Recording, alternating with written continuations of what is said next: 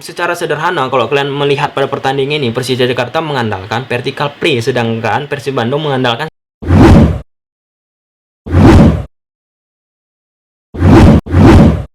Oke guys, ulang cubu-cubu. Nah teman-teman, kali ini kita bakal membahas pertandingan yang selalu bersejarah, yang selalu pasti kalian ingat, yaitu pertandingan Persija Jakarta versus Persib Bandung. Nah pada pertandingan ini yang kita bahas ini pada pertandingan tahun 2019, skor akhir 1-1, Persib 1 Persija 1. Nah ini pertandingan ini berlangsung di Gelora Bung Karno teman-teman. Nah banyak hal-hal yang bisa aku kasih tahu ke kalian yang bisa menambahkan ya galeri sepak bola Indonesia kalian. Nah tanpa berlama-lama lagi, kita langsung menuju ke grafis teman-teman.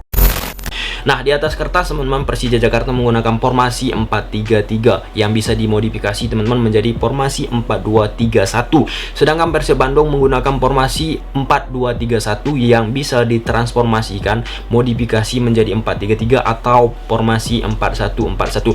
Ternyata di atas kertas Persib Bandung teman-teman menggunakan formasi 4-1-4-1 yang dimana Haryono bakalan menjadi pivot sendiri teman-teman di belakang.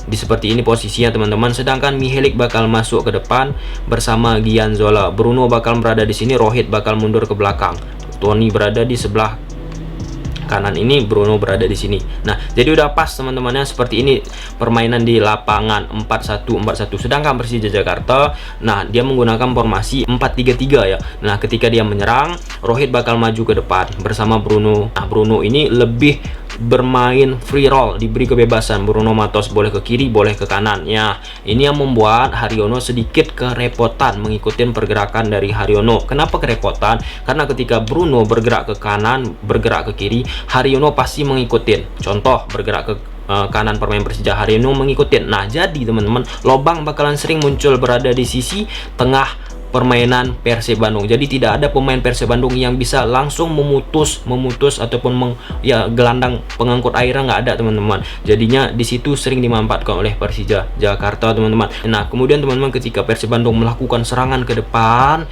nah terjadi keterlambatan space antar jaraknya terlalu jauh teman-teman. Nah Duasel masuk ke dalam, nah kemudian dia memegang bola ataupun Febri mengumpan dari sisi kanan permainan Persib Bandung. Nah di sini teman-teman, nah Mihelik ataupun Gianzola sangat-sangat lambat untuk mensokong pergerakan dari Duasel. Makanya ketika kemudian teman diingatkan Zola, nanti ada videonya, kemudian diingatkan Robert Rene Albert Zola untuk lebih setidaknya lebih rapat teman-teman antar space itu teman-teman.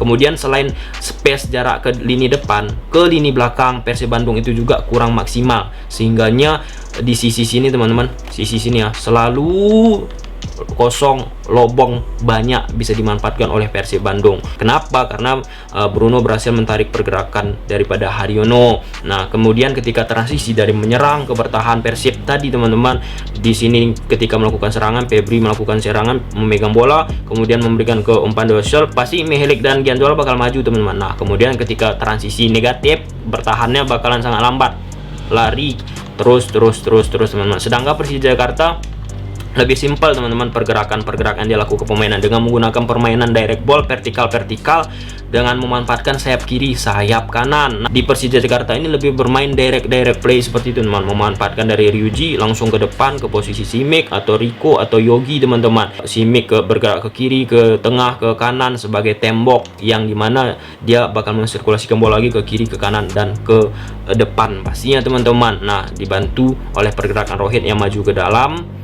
Nah kemudian Tony bakal menjadi pemain yang berada sebagai pemutus ketika pemain Persib Bandung akan melakukan serangan ke depan. Nah tanpa berlama-lama lagi teman-teman, kita langsung menuju ke grafis.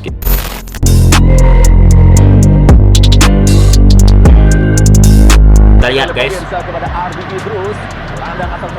Nah di sini jelas ya guys ya. Nah di sini posisi dari Haryono sebagai single pivot, pemain gelandang bertahan sendiri yang memutus bola. Sedangkan di sini ada Mihelik, ada Zola teman-teman, di sisi kanan ada Febri Haryadi dan di sisi kiri ada Esteban Vizcarra. Nah di sini jelas teman-temannya formasi yang mereka gunakan ketika mereka menyerang tuh 4-1-4-1. Clear teman-teman, dengan memanfaatkan sayap kiri sama sayap kanan sih pada pertandingan ini dominan yang dilakukan oleh Robert Rene Albert. Sedangkan di belakang ada Ardi Idrus, ada Juprianto, ada Supardi dan ada Boyan Marisik. Jelas ya teman-teman ya. Lihat. Nah, di sini Febri Haryadi, di sini ada Gianzola dan Mihelik.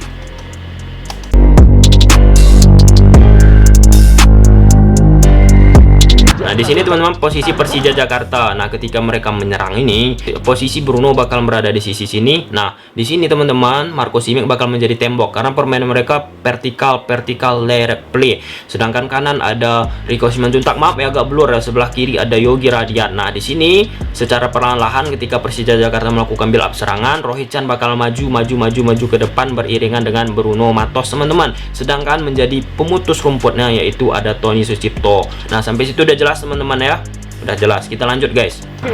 Nah, jelas banget ya Marco Simic sebagai tembok. Nah, di sini teman-teman, Rohit Chan udah perlahan-lahan maju mendekati pergerakan Bruno. Ya, udah jelas ya teman-teman. Kita lihat attack daripada Persija Jakarta guys.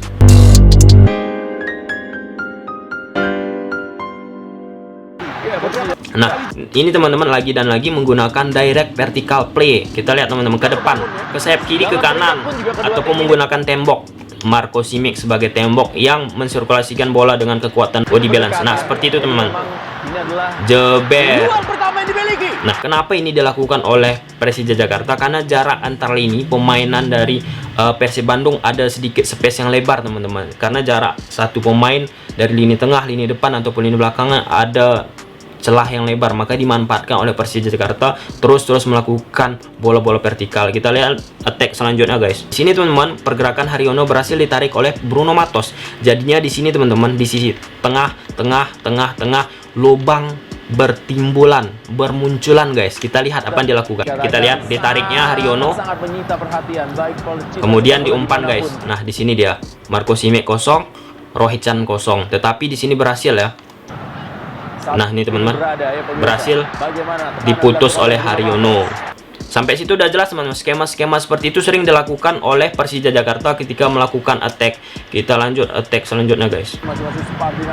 Nah, kemudian lagi guys, ini posisi dari pemain Persija Jakarta membuild up serangan. Kita lihat. Kemudian teman-teman, di sini kita lihat posisi pemain Persib ya. Nah, Haryono, dia tertarik lagi ke pergerakan Bruno. Nah, jadinya timbul space yang kosong lagi teman-teman, dan ini rutin dimanfaatkan oleh Bruno Silva khususnya Persija Jakarta. Di sini teman-teman kosong kan. Kita lihat teman-teman, kosong. Maju pemain Bruno Matos ke depan. Kemudian direct. Dan direct. Seperti itu teman-teman skema yang dilakukan. Kemudian tertarik kan Haryono ke sayap kiri. Jadinya sayap ataupun sisi ini kosong teman-teman. Nah, memang seperti itu rutin sering dilakukan oleh Persija Jakarta, guys. Kalian perhatikan pergerakan Haryono dan Bruno Matos. Haryono gagal di sini sebagai single pivot karena Bruno Matos sering bisa melewati pergerakan dari Haryono. Kita lihat, guys. Lihat masuk Bruno Matos, guys. Sedangkan Haryono tertinggal jauh. Dan ini terus-menerus dilakukan. Kita lihat guys ya cara defense yang dilakukan oleh Persija Jakarta. Nah, seperti ini pemain Persib Bandung melakukan serangan ke depan melalui sayap lagi ya guys ya Persib Bandung. Kemudian kita lihat diputus langsung intercept. Lini belakang defense Persija Jakarta ini lebih simpel. Nah, kembali guys, ini di babak kedua menit 70. Nah, di sini kalian perhatikan lagi guys, sisi celah kosong ya dialamin ataupun didapat oleh Persib Bandung. Persija Jakarta tahu dia teman-teman, langsung menutup pergerakan dari pemain Persib Bandung sehingga bola tuh nggak jadi diletak di sisi sini. Nah, diputar lagi. Nah, seperti itu. Lihat nih teman-teman, Kim Kurniawan masuk ke sisi sini ya, tapi terlambat. Kita lanjut ya.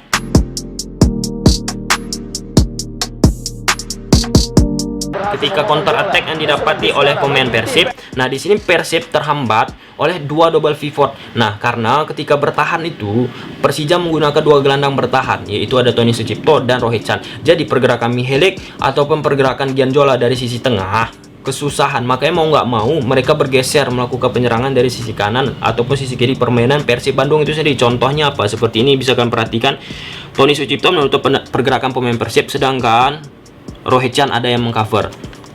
Dia bersiap-siap mengcover teman-teman. Nah, mengcover kemudian gagal. Nah, seperti itu. Balik lagi ke belakang.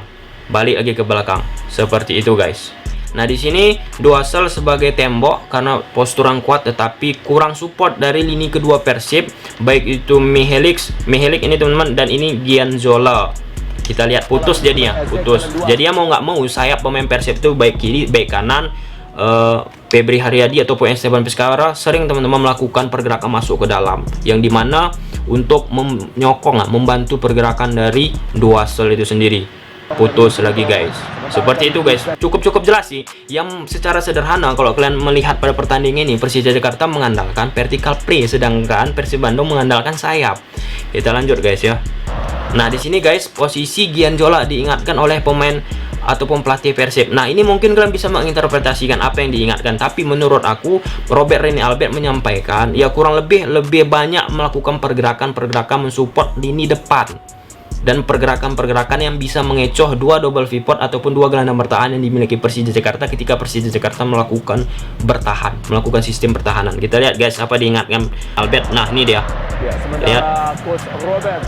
Lihat guys. Nah gini kata Robert Rene Albert. Nah mungkin bisa kalian interpretasikan apa yang dimaksud oleh Robert Rene Albert. Nah kemudian guys kita lihat cara defense Persib Bandung.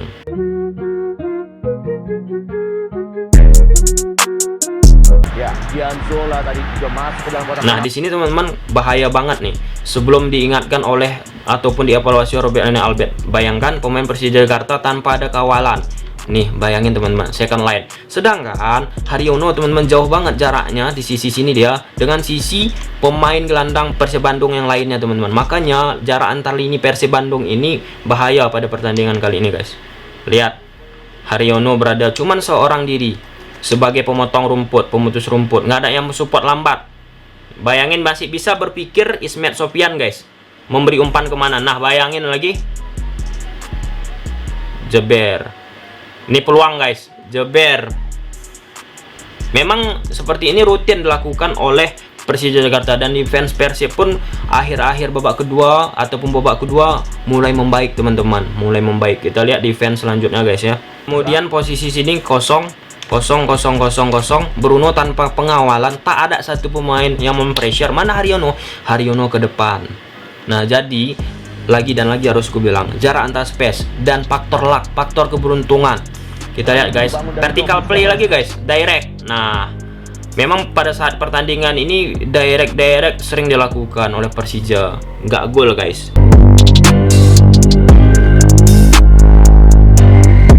Nah ini mungkin gol udah sering kalian lihat ya, dari tandukan, jeber, gol. Sini ketidaksiapan Boyan Malisik menghadapin Marco Simic. Kita lihat cara lompat Boyan. Nah di sini teman, Boyan Malisik gagal, jeber, gagal ya.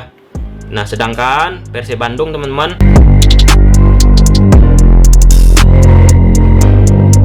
pergerakan Ezekiel Duasel turun melebar. Nah, jadi di sini teman-teman diisi oleh pemain-pemain second line dari Persib Bandung, dan di sini bebek Persija Jakarta bingung siapa yang mereka jaga karena Duasel berada di sisi luar kotak kecil penalti. Kita lihat. Nih. Jeber, miskomunikasi jadi kan, scrimmage jadi yang muncul. Jadi teman-teman kesimpulannya apa yang bisa aku kasih tahu ke kalian, bahwa permainan pada pertandingan ini Persija Jakarta menggunakan vertikal direct play, sedangkan Persib Bandung menggunakan permainan dari sayap kiri, sayap kanan. Kemudian teman-teman kedua dari sisi tengah, permainan kedua tim tidak bisa menembus, baik itu Persija Jakarta tidak bisa menembus dari sisi tengah, makanya sering dilakukan terus-menerus oleh Persija Jakarta vertical play. Sedangkan Persib Bandung teman-teman nggak bisa menembus dari sisi tengah karena ada Rohit Chan, Tony Sucipto yang berhasil menutup pergerakan Gianzola dan Rene Mihelik. Kemudian selanjutnya teman-teman, gol dari mereka ini teman, kesalahan-kesalahan yang minor, yang kecil, yang berbuah patah. Tetapi jikalau kita melihat dari strategi, ada plus minus, ada negatif positifnya. Skor imbang 1-1 ini sangat pantas. Nah sampai situ aja video. Kalau suka kalian video ini udah tahu apa yang harus kalian lakukan. See you the next video. Bye.